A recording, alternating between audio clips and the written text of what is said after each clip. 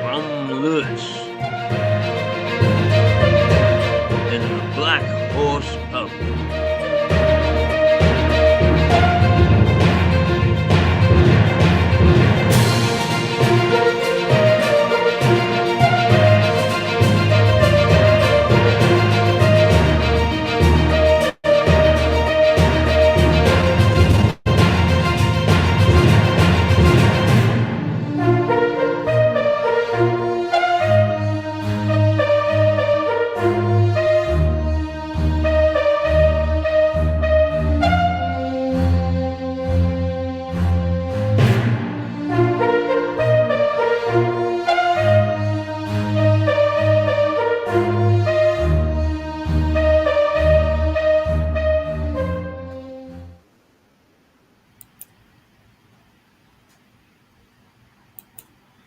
Well, good morning. Here we are.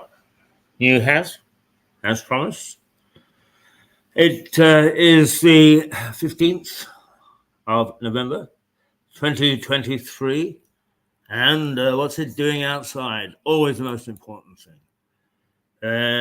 Let's see. At right now, at 8 o'clock, the temperature is 10 degrees.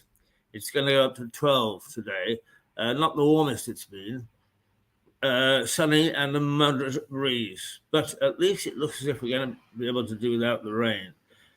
The chances at the moment, according to forecasters, are zero. But the moderate breeze can go up to let's see, 13, and that's a bit blowy, but reducing throughout the day. So by the time that you get to 9 o'clock tonight, it's down to 5, and that is moderate. That is moderate indeed. So here we are, ready for another day, a fairly active day. We've got a new guest, a new correspondent at 9 o'clock, who is an expert on artificial intelligence. Then we go to Mark Maybe with the University of Innovation.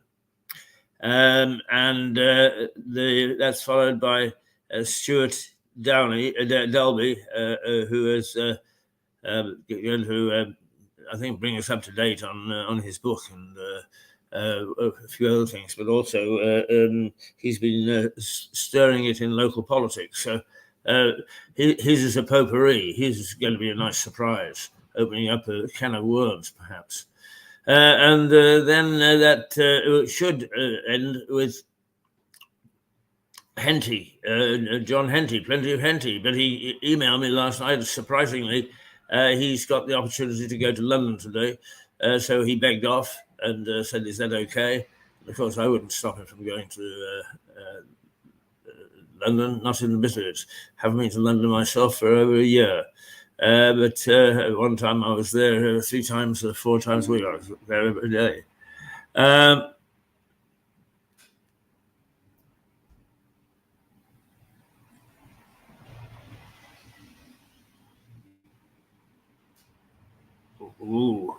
It looks as if we might have a problem here. Shall we?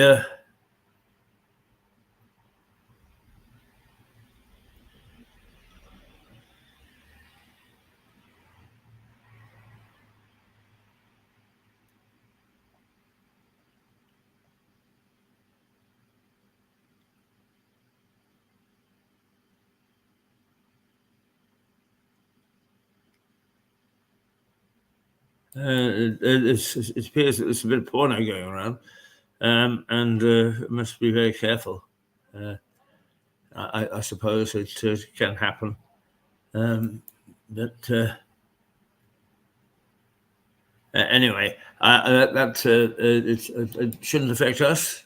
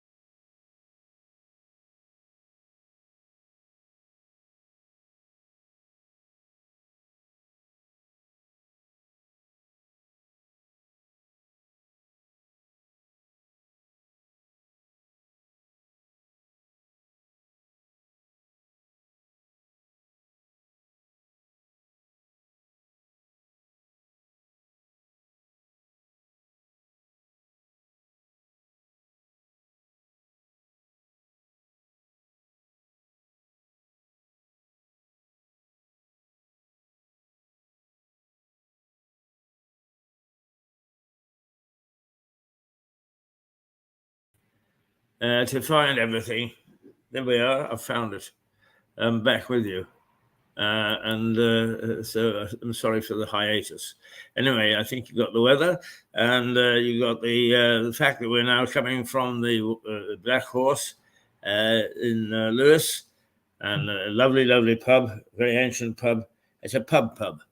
It's not gone all modern and silly. It's a pub where you can go and have a pint and a chat. And although the food is excellent, nobody twists your arm to go into the restaurant side of things. In fact, there is no restaurant side of things. You eat in the pub, and that's it, with good broken down furniture and stuffing coming out of the benches, and just the way a pub should be. Okay, let's do what we normally do at this time and go through the papers, through the news headlines. They're all over the place this morning. So we're going to have to wing it a little bit. I don't know why these brave new people, the people who deal supposedly as experts in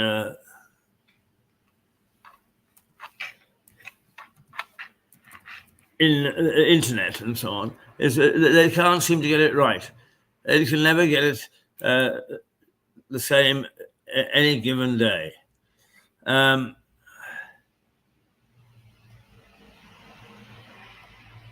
you have to go looking for these things. And it doesn't come up in any sort of order. It's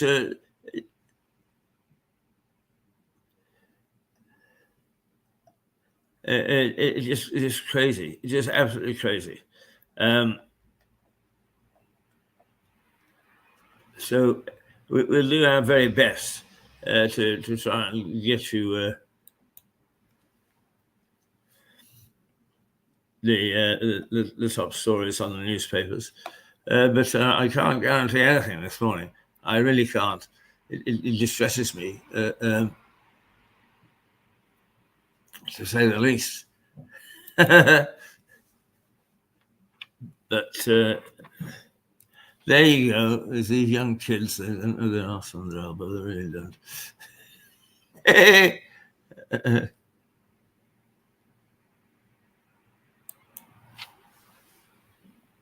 There you go. Supposedly.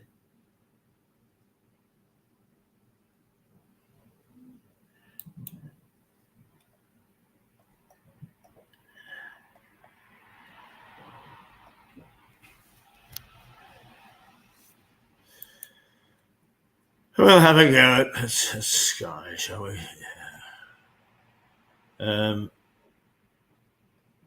No, they're all up to shoot too. They really are. It's just beyond belief. Beyond belief, it really is. And then they wonder why people don't trust them. Well, I cannot say that I trust them particularly.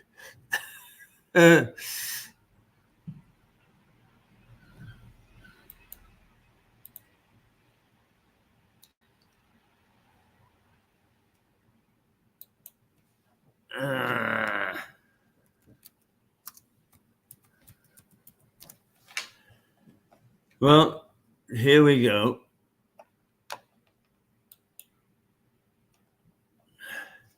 The Mirror, back where we began. That's its headline, and it says Cameron's return sparks Brexiteer backlash. The front page of the Daily Telegraph says the paper says the reshuffle has triggered a new row between the Prime Minister and the right of the Conservative Party. It also reports that Rishi Sunak offered David Cameron a job in a face-to-face meeting last Tuesday before the row about Suella Braverman's article in which she accused the police of being biased. Downing Street Insiders tell the Telegraph that the reshuffle was brought forward by her comments. Oh dear, they're all panicking like hell. I mean, to be quite honest with you, I have to say that essentially the right of the party, and you have to be careful about these terms, right, left, and centre, because the right sort of indicates fascism and that sort of thing, when in fact nothing could be further from the truth. It's just that they are somewhat right of centre. But Call Me Dave was very centre. So I think that actually it's all a plot by the Liberal Party to get back into power, and here they are. Well, sources tell The Guardian that Lord Cameron's return was facilitated by the former Conservative leader William Hague. Under a headline describing the cabinet changes as high stakes, the paper says they represent a shift towards securing the Tory base in southern seats, known as the Blue Wall, even if this costs votes in the Red Wall of former Labour seats. The paper says it is probably a last throw of the dice for Mr. Sunak. I think so. Jesus. I mean, he seemed to have a steady hand for a while. There is a famous saying about American presidents. Which are the most American presidents, successful American presidents? The answer is those that don't do anything. And I think that he was very much like that. He didn't do a damn thing. And everybody saw him as a steadying hand. Now he's come out of the closet and has started to motor after criticism of that approach. And he's panicking. He's all over the place. Dear. The Economist considers what David Cameron's return says about the current political landscape and concludes that it is peculiar, given his record. In British politics, it says the appearance of competence is more important than the evidence of it. Aesthetics trump achievement. Nothing demonstrates this more than the renaissance of Mr. Cameron. The Times carries a picture of a smiling Lord Cameron with a headline saying he is back from the wilderness. And the Sun refers to the fact that he used to ask people to address him as Dave. Away from the reshuffle, the Mail reports that losing 90 minutes of sleep at night can increase the risk of type 2 diabetes in women. The findings are from a study in the United States, and experts say they suggest a lack of sleep puts stress on insulin-producing cells, causing them to fail, which can raise the risk of blood sugar levels being too high. The effects, the paper says, were most marked in women who had gone through the menopause. And the Daily Mirror features the lineup of the impending ITV series, I'm a Celebrity, Get Me Out of Here, complete with odds on who might win. Among the favourites are TV presenters Josie Gibson and Fred Sirieix. They're so famous that I can't pronounce their name. I've never heard of them before. And the former Brexit Party leader, Nigel Farage, who the booklets have placed at 10 to 1. The bookies have placed at 10 to 1. The best of the BBC, The Secret World of Passports, Scrutiny, Security, well, that's their programme stuff. We must be careful that we don't get involved in that at this particular stage of the morning. So where are we in terms of time? Let's have a look at the time. It's 10 past. No, it's not. It's 18 minutes past 8. Does that sound right? 15, 16. Yes, that sounds right. It's 18 minutes past 8. And we have got to go through until 9 o'clock. Well, not have to go through. We are going through until 9 o'clock when we've got a new guest, and we'll be unveiling him. He's not a guest at all, really. He's going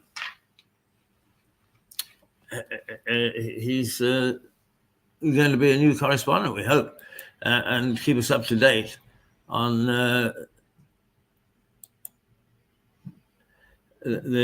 what's going on in artificial intelligence. Actually, everybody was giggling over the weekend because everybody has to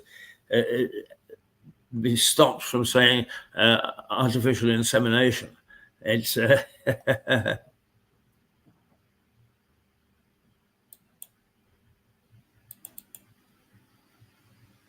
now is oh dear. Now what started out as a wonderful day is a wonderful program is falling down around our ears because Mark Maybe has also been called away. So that means that you're going to have to put up with me rabbiting on.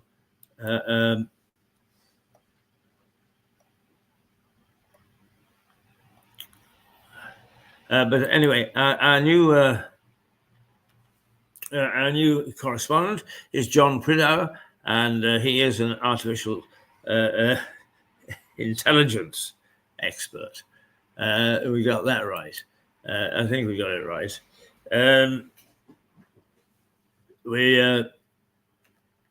So without two of our favourites, and but we have got another one coming back, and that is Stuart Dolby, who should be here. Round about 10 o'clock. So, just for the moment, then, I noticed that we had got. We do intend to show you once a week at least archive, and I noticed that we've got one sitting there, and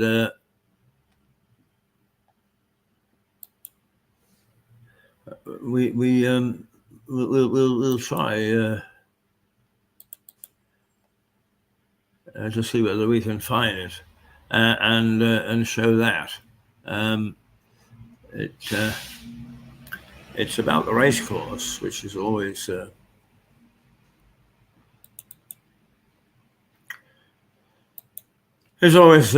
interest. But first of all, let's just comment on the news. Sorry, just extra burdens thrown on me with the cancellation of the two of our key correspondents today. I'm glad that they cancel in the morning because I go to bed thinking, oh, we've got a wonderful show tomorrow. And then I get in and at the last minute, while I'm still farting around with the technology, is I discover that it's me for a little while anyway. And we have to put up with well, you have to put up with me. It's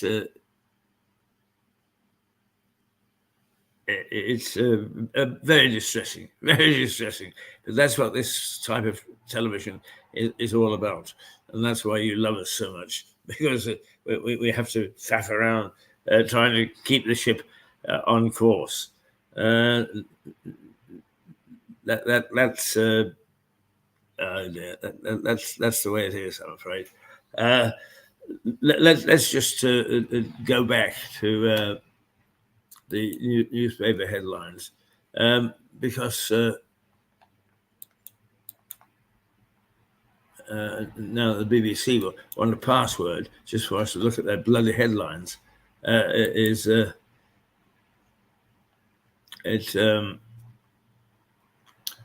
getting really very, very fed up with passwords and all the things now.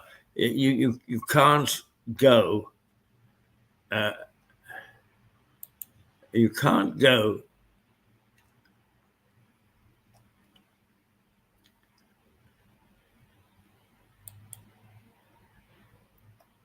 anywhere on the internet now without being asked for a password. A registration is half the stuff won't let you read unless you register. So you spend half the day putting in your email, which it then says, go to your phone. Well, I can't go to my bloody phone. It's not charged, or at least it ran out because I was using it so much. I just heard something go ka-dink. Perhaps it might be more bad news. Who knows? Let's take a look. Well, that seems to be all right. That seems to be all right. And that seems to be all right. So we're on course. Right, okay. Let's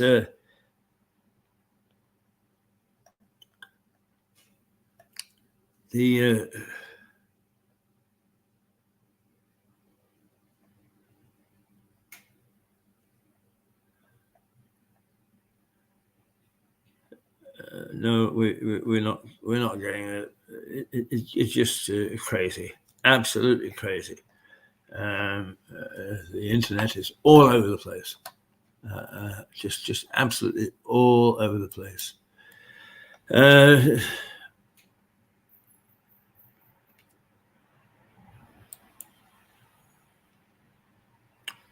Let's have a look at.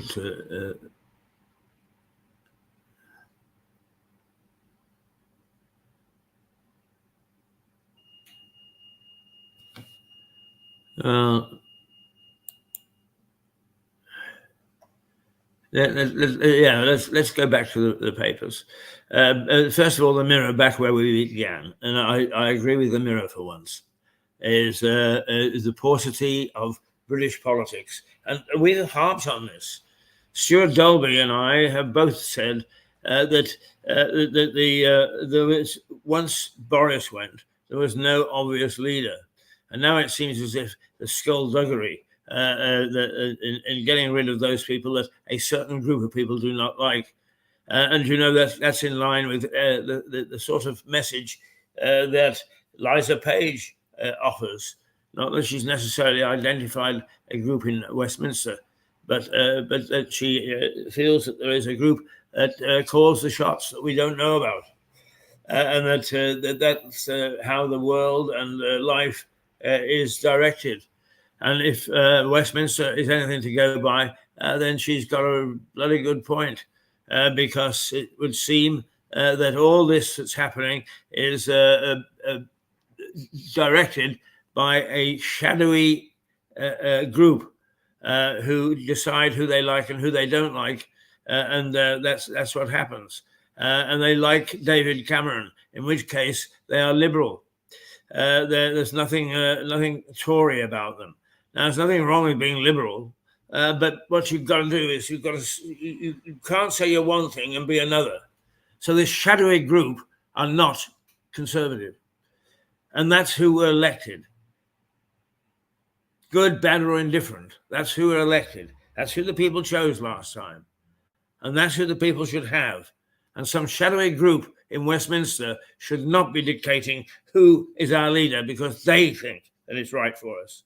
That is totally undemocratic, and really that we should be suffering that in Lewis, of all places, where democracy began, is just out of this world. It is just out of this world. And privately, I would fight this to the death. Publicly, I'll fight it to the death. Back where we began, Cameron must go, and so must these shadowy figures who dictate how we live. It is wrong. The Times. Sunak brings Cameron back from the wilderness. Yes, indeed, he does. I hear little footsteps behind me. How are we?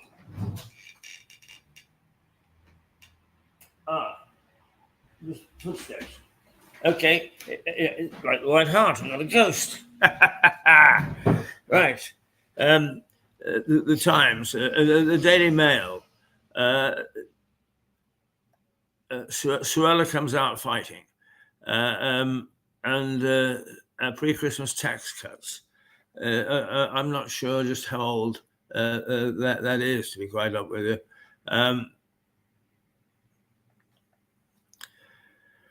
She got sacked 2 days ago. Pre-Christmas tax cuts, they've been mooted. The Hunt considers a pre-Christmas tax cut to lift Tory gloom, says the Eye. The Sunday Express. Oh, well, we're going back to Sunday now. We can't. we can't go back that far. Let's go through the Express. We value your privacy. There we go. All right.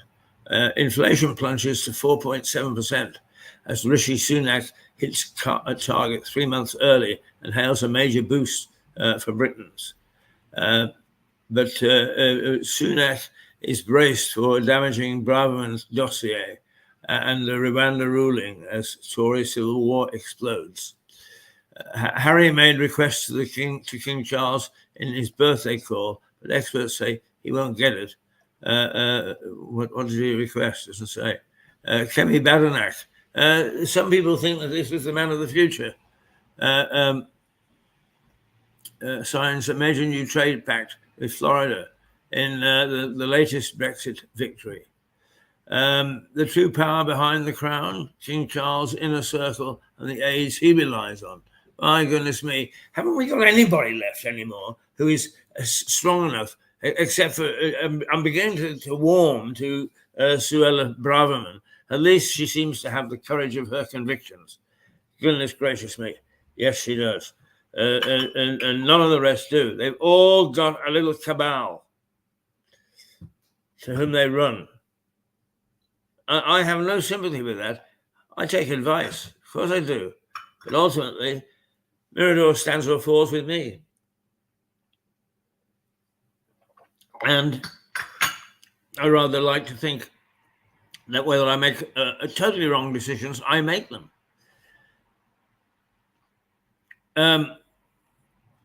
Let's see. King Charles is making huge strides, but Harry still threatens to overshadow his reign.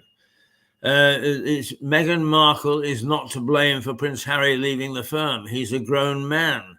Where's that quote come from? State pension mayhem warning as hundreds of thousands facing unexpected tax bill. Oh dear, dear, dear. Suella Braverman allies warn they are about to unleash a grid of SHIT on Rishi Sunak. Cervical cancer will be eliminated in England by 2040, the NHS chief pledges. Well, I don't pay too much attention to that. They're pledging things all the time, which they don't deliver. Mum returns from B&M shopping trip to find disgusting sticker on her car. Well, these are some of the videos that the BBC have got going this morning. Good Morning Britain reporters broadcast is interrupted by an anti-Brexit protester. They can't leave it alone. You must do it the way that we do it. I have an opinion. We express that opinion on this television station quite often and quite forcefully, but it's an opinion. I am not telling anybody how they should live. I'm telling people how I would like to live. But these protesters are telling us how we should live. Personally, I would throw them into jail for life.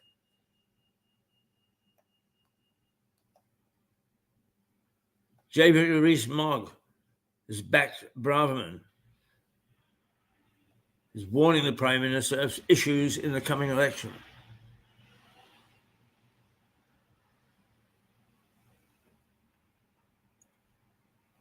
And Martin Lewis has got some warnings about Christmas shopping. Right, okay. Was Rishi Sunak right to sack Suella Braverman? Have your say, it says. Go to the BBC. But don't go just yet. Stay with us.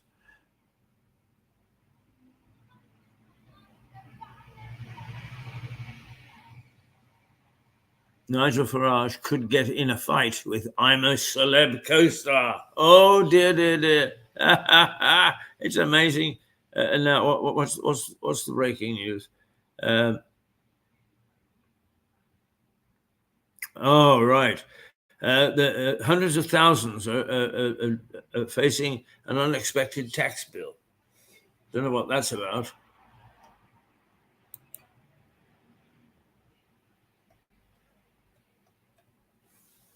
We'll try and bring you some of these things as we get them. Right.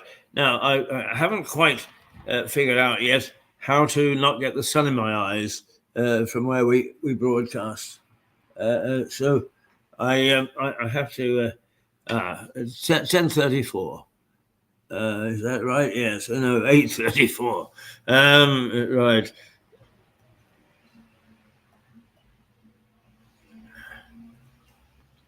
Okay. IDF carrying out a target operation inside Gaza's Al Shifa hospital.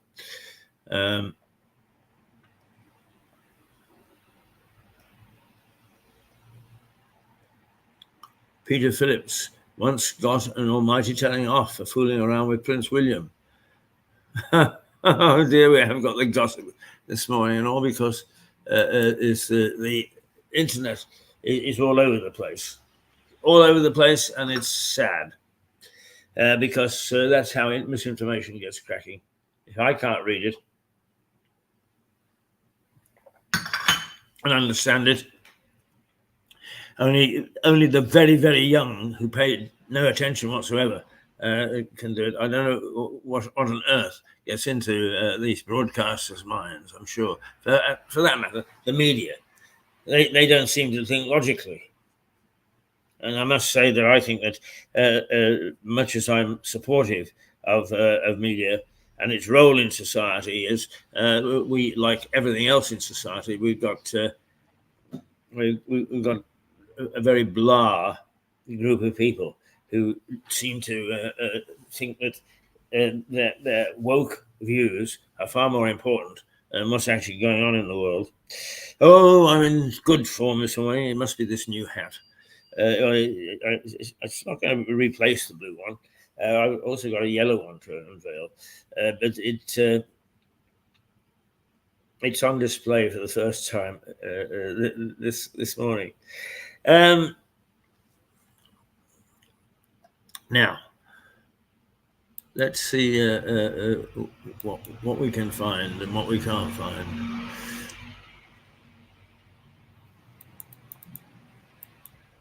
I have here a thing called Rome, and I should say that we are preparing, because artificial intelligence makes it easier for us. We are preparing not an in-depth documentary. We're only a tiny little station, for God's sake. We are trying to put together a broad history of this part of the world from the time of Julius Caesar's invasion of his first invasion. He invaded twice of this part of the world, and he didn't do such a hot job on it the first time. No, he didn't. In fact, the coastline got to him, and it is said, and I just wonder sometimes about all the things that are said about. We were portrayed as skill-less people. And it is said that actually Caesar first saw chariots used by the ancient Brits. And if that was the case, that means that the Romans actually, prior to the turn of the Christianity measure of months and years, is that we had wheels and Rome didn't. I'm really going to have to check that one out, I think.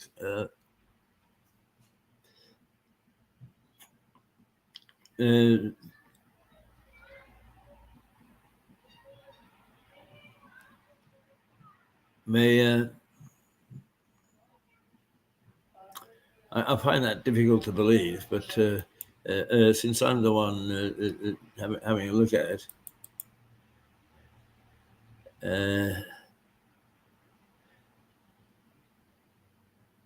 it's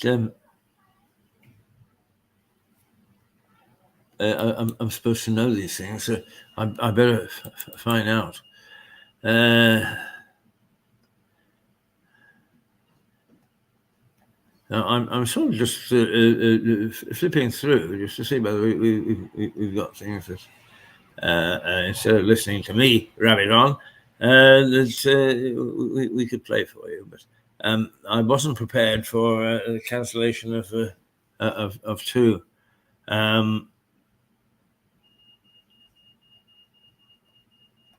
No.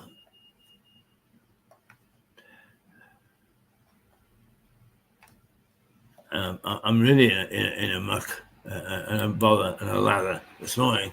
Oh, indeed I am. I can tell from my face just how concerned I am. Yes, because I came in. It's just the folk at the Black Horse are equally as hospitable as the folk at the White Hart. There's nothing wrong with the hospitality industry in this part of the world, believe me.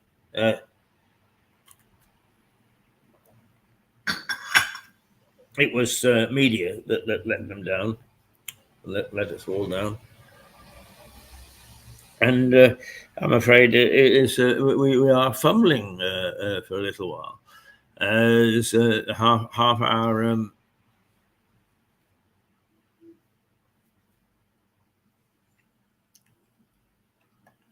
half our program has disappeared this morning, and here I am having to flannel. To put it bluntly, I'm having to flannel. What we will do is we will take we'll take little gaps, and we'll pause occasionally to give you a little bit of relief. But I have to say, I went into town yesterday, and I went past our old broadcast place in the White Hart, and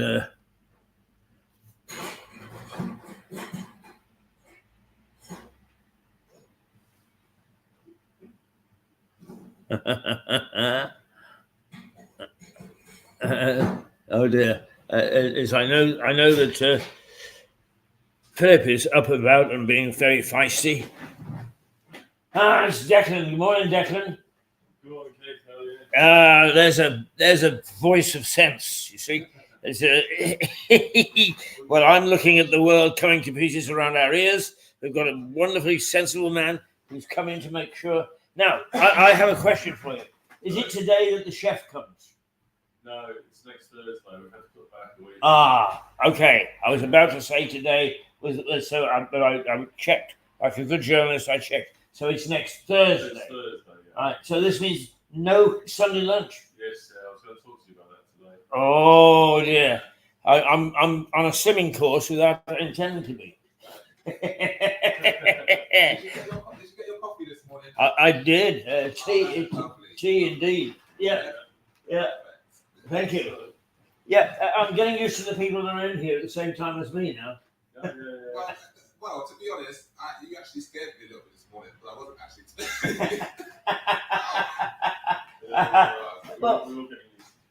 Well, I'll tell you, at the White Hart, the ghost used to walk behind me each morning. I could hear, and I would turn, and the nobody there. This morning, there was somebody there, but no footsteps. Very quiet. We've got fire alarm checks at 9 o'clock. Right. Yeah. Well, we'll be okay. We like these noises. It means life is real. Okay, there we go. It's good life in the Black Horse at this time in the morning, and that's what we like. We like you to know that things are real instead of all this nonsense that we're getting from Westminster. Yeah. But that's important information. The chef is not going to be on deck until next Thursday. Quite often, when you schedule these things, particularly in the service industry, things do go wrong. As indeed, it's gone wrong with us this morning, and nobody's to blame. So we haven't got a chef until next Thursday, which is disappointing, but nonetheless understandable. Now, where are we? I cannot see the time. It's 20 to 9. We haven't got we haven't really got anything in reserve. I was so confident this morning that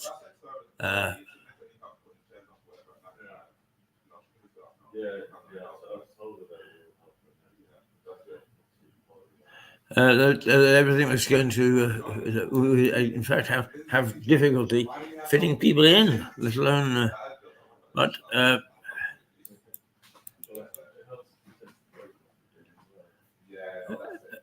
let's let's play this just to give you a bit of relief.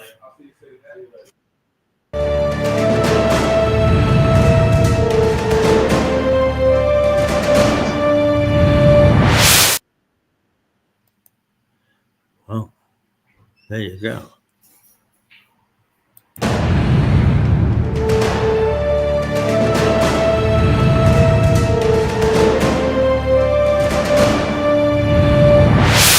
Now that's our ghosting, and that is particularly for it's under Mickleham Priory, which is an interesting place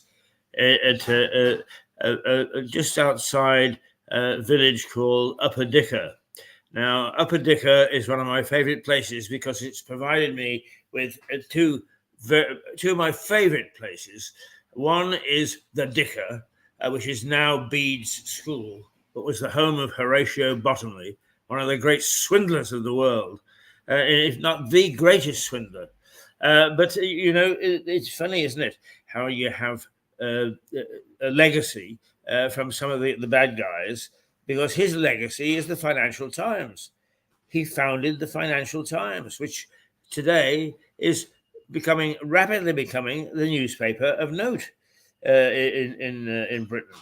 It takes an intermediate role. It's taking more interest in national and international affairs, as well as just the markets. And generally speaking, it's got journalists who know how to write.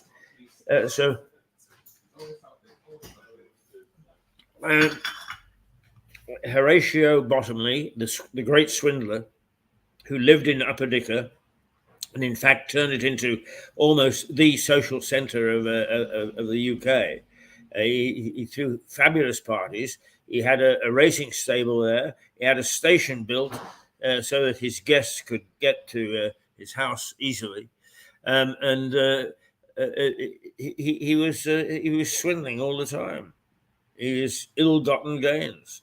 But the other reason is that it's Mickleham Priory, and Mickleham Priory I think was built somewhere around 1200, and it is still in very, very good shape. But the monks there were rather naughty, and they would go and have their way with the wenches in the village, much to the chagrin of their daddies, who got very upset that their daughters are being pursued by the naughty old monks. And then it was taken over by a noble family who were related to, or if not very friendly, with Elizabeth I, Queen Elizabeth I. And the ghost still paces the corridors and tweaks bottoms. I mean, many reports, a bit like UFOs. I mean, too many to ignore. Many reports of a bottom being tweaked, and nothing there to show for it. No people, no nothing. Not even a little rogue monk. So the Mickleham Priory is in Upper Dicker, and that's only about 5 or 6 miles from Lewes. So if you're new to Lewes, that's an area you should explore. And if you're not new to Lewes, if you're coming in I should have said, if you're not new to Lewes, you should go and explore it. And if you're coming in, that's a place to actually go and take a look at. And not only that, but the village is very. The village of Upper Dicker is a very pretty village. It's got a nice little pub. It's pleasant to walk around. All in all, a place that I haven't been to in the last year or two, and I should. Except, of course, as you know, that my walking ability is very limited at the moment. So the moment I actually get used to how to get around for any length of place, I'll. I mean, God help me that I should ever drive again. Oh, I don't think the Parkinson's would permit me to do that because I have problems with balance. But anyway, there we go. That's 8:50. In a minute or two, I'm going to.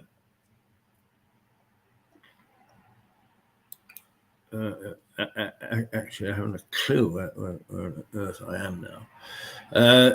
In a minute or two, I'm going to take a little break before we come back with our new guest correspondent, John Prideaux, and his mentor, Philip Meredith, one of the two Bs.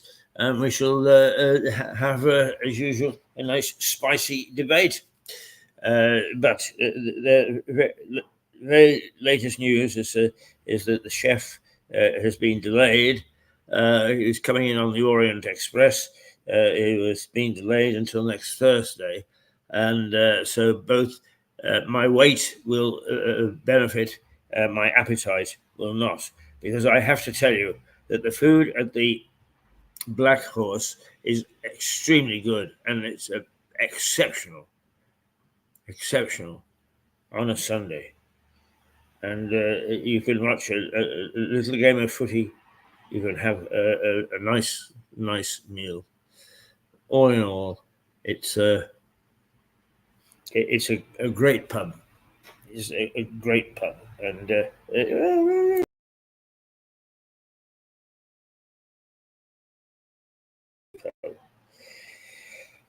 okie dokie. Then we will try hard to get ourselves back on track. We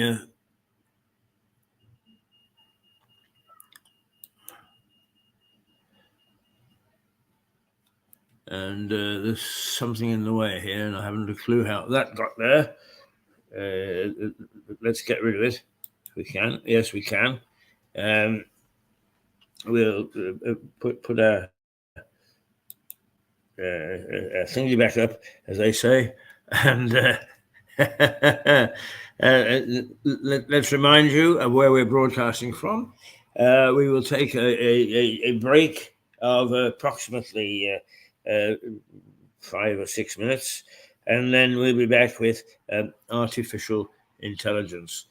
What is the reality? Okie dokie. Pokey pokey, he said. That I should be able to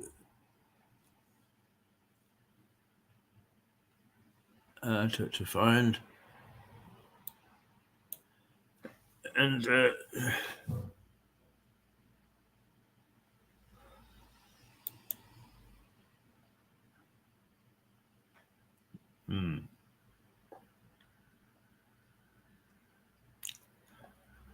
I should be able to, but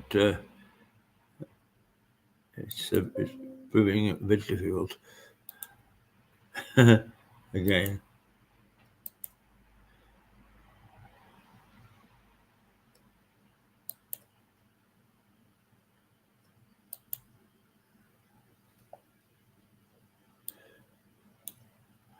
All this just to take a break. Just to take a break. Would you believe that it can be so difficult? No, I wouldn't either.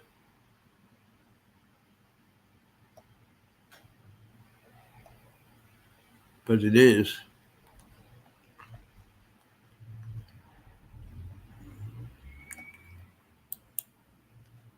Here it is.